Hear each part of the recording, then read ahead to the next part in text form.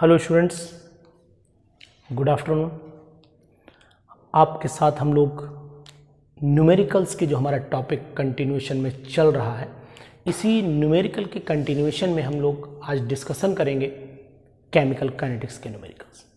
Chemical kinetics के numericals थोड़े से लेंदी होते हैं, लेकिन कैलकुलेशन बहुत लंबी नहीं होती है इसके अंदर।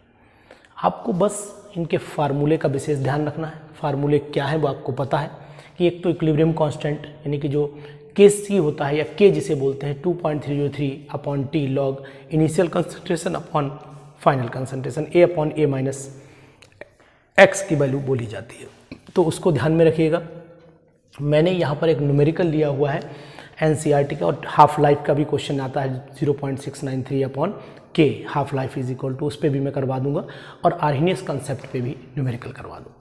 तो इसलिए आज हम जितना हो सकता है इस टॉपिक में डिस्कशन करेंगे। तो न्यूमेरिकल नंबर मैंने लिया हुआ है, अभी न्यूमेरिकल नंबर है बच्चों ये आपका 4.11 न्यूमेरिकल NCERT का। चाहे तो आप किताब खोल लीजिए और आपके सामने ये न्यूमेरिकल दिखाई दे जाएगा। इसमें करना क्या है, इसमें पूछा क्या है, the following results have been obtained during the chemical kinetic studies of the reaction ये दे रखी है और स्टडीज़ के बाद ये रिजल्ट आपको मिले हैं। यहाँ पर आपको डिटरमाइन द रेट लॉ, यानी इसका रेट लॉ बताना है। तो रेट लॉ मैं आपको बता देता हूँ। Rate law is equal to K हो जाता है। A की कंसंट्रेशन वैसे तो 2 है, लेकिन प्रैक्टिकली हमें पता नहीं, हम X रख देते हैं। B की कंसंट्रेशन Y रख देते हैं। अब यहाँ 2 है, यहाँ 1 है, लेकिन हम ये नहीं रख सकते क्योंकि ये प्रैक्टिकल कैलकुलेटेड वैल्यू मानी जाती है। अब हमारा उद्देश्य है X और Y निकाल देना। तो पहली इक्वेशन बन जाएगी, इनिशियल रेट हो जाता है, यानी कि अगर हम इसे देखें ध्यान से तो 6.0 into 10⁻³ is equal to K रख देते हैं। इनिशियल कंसंट्रेशन 0.1 हो गई, इसकी X पावर डाली 0.1 हो गई, इसकी पावर Y डाली, इक्वेशन नंबर 1 बना ली। इसी तरीके से हमने दूसरी इक्वेशन भी बना लेते हैं, 7.2 into 10⁻² is equal to K। यहाँ पर इनिशियल कंसंट्रेशन 3 हो जाती है, फाइनल कंसंट्रेशन यहाँ पर ये ऐसे हो जाती है, ये इक्वेशन नंबर 2 हो जाती है। ऐसे ही 2.88 into 10⁻1 is equal to K, 0.3 हो जाती है, यहाँ 0.4 हो जाती है, यहाँ पर Y लगा देते हैं, यहाँ X लगा देते हैं, इक्वेशन नंबर 3 बन जाती है। और यहीं पर इसी तरीके से 2.4 इंटू 10⁻² लेते हैं, यहाँ पर K, यहाँ पर 0.4 हो जाती है कि वैल्यू X हो गई, 0.1 की वैल्यू Y हो गई, ये इक्वेशन नंबर 4 हो जाती है। तो हमारे सामने ये चारों इक्वेशन तैयार हो चुकी है। हम क्या करते हैं, इनको कंपेयर करना चाहते हैं। इक्वेशन नंबर ऐसा कर लेते हैं, 4 और 1 कंपेयर कर लेते हैं, ये दोनों कंपेयर कर लेते हैं। ऐसा मैंने क्यों किया है, मुझे लग रहा है कि ये इससे इजीली कैलकुलेट सिंप्लीफाई हो जाएगा और ये इससे हो जाएगा। तो मैं इक्वेशन नंबर यहाँ मिटा देता हूँ, फ्रॉम इसे मिटा दूँ टेबल को, टेबल आपके सामने है, इसे मिटा देता हूँ।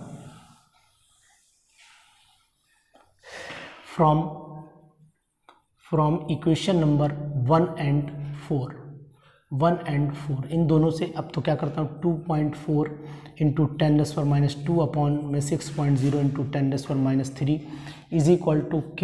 यहाँ पर 0.4 हो जाता है और यहाँ पर आपका इसकी वैल्यू X, यहाँ 0.1 की वैल्यू Y हो जाती है, अपॉन में K हो गया, 0.1 हो जाता है, इसकी वैल्यू X, यहाँ 0.1 हो जाता है, इसकी वैल्यू Y। अब हम लोग करते क्या हैं, इसको कैंसिल कर लेते हैं, इसे सॉल्व कर लेते हैं, इसे भी कर कैंसिल, ये डेसिमल हटा देते हैं, यानी कि ये ओवरऑल 4 की पावर यहाँ पर X बचा हुआ है, 6 चौक 24, ये भी 4 ही आएगा भाई, यहाँ डेसिमल इसे कैंसिल कर दी, इसी पावर 1 हो जाती, तो X इज इक्वल टू 1 आ जाएगा। मेरे हिसाब से X is equal to 1 calculated आना चाहिए। अब इन दोनों को कंपेयर कर दिए, दूसरी वाली इक्वेशन है, इसको मैं इधर लिख देता हूँ, यानी कि इसको कंपेयर कर लेते हैं, है ना, यानी कि 2.88 और 7 ये है जो आपका, इसको देख लेते हैं। इसमें तो इसमें क्या करिएगा, हमें यहाँ से X मिल चुका है तो Y निकाल लेना, शायद यही है क्वेश्चन में, यस यही क्वेश्चन में है। तो हम लोग क्या कर देते हैं, अब इक्वेशन नंबर यहाँ लिख देते हैं, फ्रॉम इक्वेशन नंबर 2 एंड 3, क्योंकि हम 1 एंड 4 ले चुके हैं। अब इक्वेशन नंबर 3 क्या है ये देख लेते हैं, 2.88 इंटू 10⁻1 अपॉन में 7.2 इंटू 10⁻² हो जाता है, इज इक्वल टू K। यहाँ पर वैल्यू है आपकी 0.3 0.3 की पावर x है, 0.4 की पावर y है। नीचे की तरफ देखें तो यानी वैल्यू आपकी 0.3 की पावर x है और 0.2 की पावर y है। ये कैंसिल कर दीजिए, यानी 7 चौक 28, यानी कि इसको भी सॉल्व कर देते हैं तो ये वैल्यू आपकी ये पॉइंट से पॉइंट हट ही जाएगा, यानी कि 4/2 की पावर y हो जाता है। तो ये लिख सकते हैं 2 की पावर y, 2 2 4, 2 की पावर y आ जाएगा, बिल्कुल सही, 2 की पावर y आ जाएगा। और नीचे जब ये वाला पोर्शन सॉल्व करेंगे हम, ये वाला, तो ये 4 टाइम्स चला जाएगा, यानी कि 4 हो गया। तो इसको हम लिख सकते हैं कि 2 की पावर यहाँ पर 2 लिख सकते हैं, 2 की पावर y, यानी कि y की वैल्यू यहाँ पर 2 आ जाएगी। इस तरीके से सॉल्व हो जाएगा। तो हमारे पास जो रेट लॉ आना चाहिए वो क्या आना चाहिए, वो आपको मैं बता देता हूँ कि रेट लॉ हमारे पास आना चाहिए। मेरे हिसाब से rate law, rate is equal to हो जाता है k और a की पावर आ जानी चाहिए, क्योंकि 1 है, और b की पावर 2, यानी कि ये आना चाहिए हमारे सामने रेट लॉ। देखते हैं, मिला लेते हैं आंसर। वेरी गुड, यही रेट लॉ आ रहा है, कोई दिक्कत नहीं। अब अगर ये कहा जाए कि इसका ऑर्डर क्या है, तो ए के रिस्पेक्ट में फर्स्ट ऑर्डर है और बी के रिस्पेक्ट में सेकंड ऑर्डर हो जाएगा, और टोटल ओवरऑल ऑर्डर जो निकल के आएगा, तो ओवरऑल ऑर्डर 1 + 3, यानी कि अगर ए के रिस्पेक्ट में ऑर्डर लिखे तो 1, बी के रिस्पेक्ट में लिखे 2, ओवरऑल ऑर्डर आपका 3 हो जाता है। तो इस तरीके से हम अगर के भी निकालना पड़े तो रेट हमें किसी भी वैल्यू में, यानी कि जो हमारा रेट लॉ हमने निकाला है, इसमें ए की वैल्यू पुट कर दिए, बी की वैल्यू पुट कर दिए, के निकालना है, रेट पुट कर दिए, किसी भी इक्वेशन में पुट कर दिए, चाहे फर्स्ट में चाहे सेकंड में, उससे हमें रेट कांस्टेंट के भी पता लग जाएगा। तो ये एक न्यूमेरिकल मैंने आपके साथ डिस्कस किया है। ये न्यूमेरिकल जो है वो केमिकल काइनेटिक्स का 4.11 है। अब हम लोग डिस्कशन कर लेते हैं 4.13 न्यूमेरिकल नंबर है। इसमें क्या दिया है जान लेते हैं। इसमें है calculate the half life period of the first order reaction. First order reaction की हाफ लाइफ है, पहले में 200 सेकेंड इनवर्स दिया है, दूसरे में 2 मिनट इनवर्स दिया है, और तीसरे में 5 ईयर इनवर्स दिया है। ये क्वेश्चन 4.13 है, एनसीईआरटी का, निकालिए आप लोग इसे देखिए। तो हम हाफ लाइफ का आपको पहले फार्मूला बता दें, क्या होता है हाफ लाइफ का फार्मूला लिख लीजिए। हाफ लाइफ का फार्मूला है, हाफ लाइफ का formula T half is equal to हो जाता है 0.693/K। अब इसमें फर्स्ट के लिए, यानी कि पहले के लिए T half is equal to 2, ये आपका 0.693 सेकेंड इनवर्स है।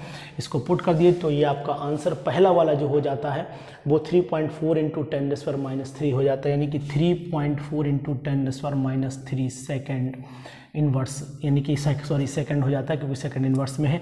टी हाफ की वैल्यू आपकी ये आ जाती है पहले। इसी तरीके से दोनों फार्मूला सब यही लगेगा, दोनों कैलकुलेशन आप आसानी से कर लीजिएगा। एक क्वेश्चन मैंने आपको इस कैटेगरी का बता दिया है। अब मैं आपको बता देता हूँ कि क्वेश्चन नंबर आप देख लीजिए, क्वेश्चन नंबर 4.28 भी लगा लीजिएगा। 4.28 में क्या है, द डिकम्पोजिशन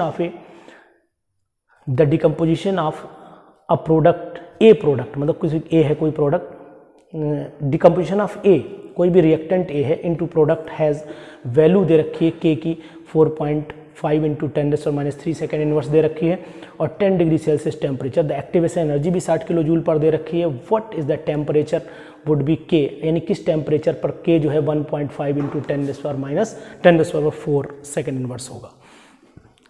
तो log K2/K1 is equal to EA/2.303R है ना, T2 - T1। जो फार्मूला है आर्हेनियस कंसेप्ट का वो मैं आपको बता देता हूँ।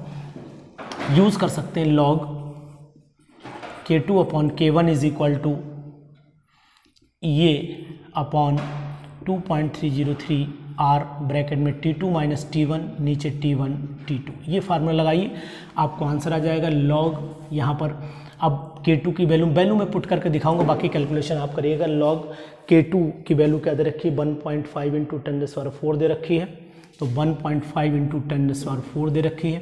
K1 की वैल्यू जो दे रखी है वो 4.5 × 10⁻³ दे रखी है, 4.5 × 10⁻³ दे रखी है। EA की वैल्यू 60 दे रखी है, 2.303, R की वैल्यू 8.314 होती है। टेम्परेचर दिया हुआ है, यानी कि T2 निकालना है आपको, T2 निकाल देना है, और ये इसमें 273 होता है, तो 10 जोड़ देना है, 283 हो जाएगा। तो ये आपका 283 और नीचे आपका T1 283 T2। अब आप बेटा इसे सॉल्व कर लीजिएगा। लंबी कैलकुलेशन है, मैंने अभी सॉल्व नहीं किया हुआ है, लेकिन आप T2 इसे अब आसानी से निकाल लेंगे। लॉग कैसे निकलेगा, मैंने अपनी लॉग टेबल की जो वीडियो बनाई कि how can you calculate the log and anti log, उस वीडियो को देखिए और लॉग निकालना सीखिए। बिल्कुल आप किसी से पीछे नहीं रहिएगा, टेम्परेचर निकाल देंगे आप। ये टेम्परेचर का आंसर क्या आएगा वो मैं आपको बता दे रहा हूँ। ये आपका 297 केल्विन आएगा, 297 केल्विन। कैलकुलेशन आपको करनी है क्योंकि आप चाहे मैथ के स्टूडेंट हो या बायोलॉजी के स्टूडेंट हो, दोनों में गुणा भाग सिखाया जाता है, मल्टीप्लाई और डिवाइड सिखाया जाता है। छोटे से बच्चों को डिवाइड भी आता है, छोटे से बच्चों को मल्टीप्लाई भी आता है। तो मल्टीप्लाई और डिवाइड की मदद से आप निकालिएगा। लॉग कैसे निकाला जाएगा इसकी समस्या का समाधान मैंने वीडियो में दे दिया है, इसलिए इसको आप सॉल्व करिए, सीखिए और मेहनत करते रहिए। एक क्वेश्चन मैं और करवाता हुआ जाता हूँ आपसे। 4.26 है, ये भी केमिकल काइनेटिक्स का ही न्यूमेरिकल है। क्वेश्चन नंबर 4.26 है, इसको ध्यान रखिएगा। 4.26 एनसीईआरटी के ही क्वेश्चन करा रहा हूँ, बाहर से बिल्कुल नहीं करा रहा हूँ। The decomposition of hydrocarbon follows the equation K is equal to है आपका 4.5 इंटू 10⁻11 सेकेंड इनवर्स, इसके बाद e की पावर 28,000 K/T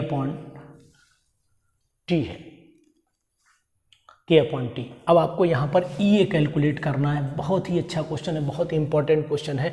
तो फार्मूला आपको पता है, K is equal to A e⁻⁻ minus ये वाला E/RT, ये एक फार्मूला होता है। ये फार्मूला आप लगा दीजिए, इसको यानी कि दोनों को इक्वेट कर दीजिए। करना क्या है कि इनको कंपेयर करना है। तो अब K इज इक्वल टू हम क्या करते हैं, तो यहाँ पर ये वैल्यू इस वैल्यू के बराबर है, तो minus E/RT is equal to minus का 28,000 K/T हो जाता है। तो T से T कैंसिल कर दीजिए, माइनस से माइनस, ये is equal to 28,000 K into R की वैल्यू पुट कर दीजिए। R की वैल्यू क्या होती है पता है, 28,000 K इंटू 8.314। इसको मल्टीप्लाई कर लीजिए। ये की वैल्यू जो आएगी बच्चा, वो आएगी आपकी, कैलकुलेटेड वैल्यू है मेरे पास, वो है आपकी 232,792। ये आपकी वैल्यू आ जाएगी। एक्टिवेशन एनर्जी जूल पर मोल में आनी चाहिए, तो ये 792 यानी जूल पर मोल लिख लीजिएगा यूनिट इसकी आराम से।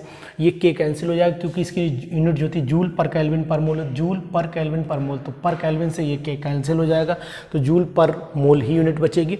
तो ये आपकी एक्टिवेशन एनर्जी इस तरीके से सॉल्व हो जाएगी। तो मैंने अब आपको अपनी इन वीडियोज़ के थ्रू पूरी तरीके से सिखा दिया है कि कैसे आप न्यूमेरिकल्स में माहिर हो जाएंगे, न्यूमेरिकल्स में कैसे एक्सपर्ट हो जाएंगे। लेकिन कोई भी एक्सपर्टनेस एक बार से नहीं आती है, एक्सपर्टनेस हमेशा आती है इस बात से